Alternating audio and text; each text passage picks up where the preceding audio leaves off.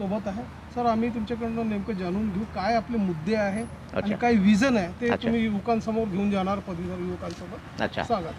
माझे नाव इंजिनियर राजेंद्र कुमार दादाजी चौधरी आहे। पुन्हा कट करा।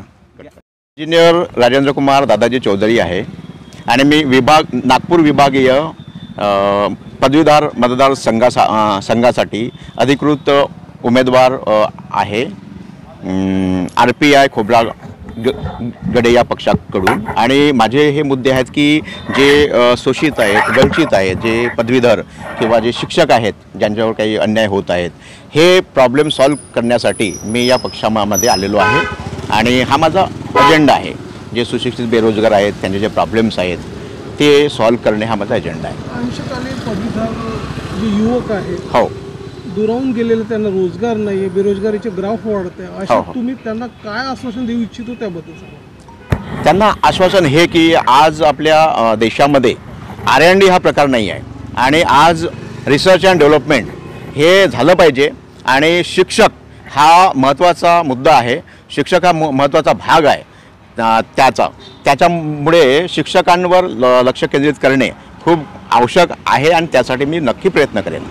आतापर्यंत जे जनप्रतिनिधी होते त्यांनी अद्याप विधान परिषदेमध्ये युवकांचे रोजगाराचा मुद्दा असो किंवा त्यांना त्यांच्या शिक्षणाचा मुद्दा असो ते काही अद्याप उचललेला नाहीये। बरोबर आहे। तुम्ही जर निवडून आले तर तुमची काय ठाम भूमिका राहणार त्याबद्दल? नाही, शिक्षकांवर आणि सुशिक्षित बेरोजगारांवर जे अन्याय होत आहेत त्याच्यावर त्यांना वाचा फोडणे किंवा ते प्रॉब्लेम सॉल्व्ह करणे हा माझा दृढ निश्चय आहे आणि मी ते पूर्ण करणार आहे। मतदारांचं रजिस्ट्रेशन आपल्याकडे आहे?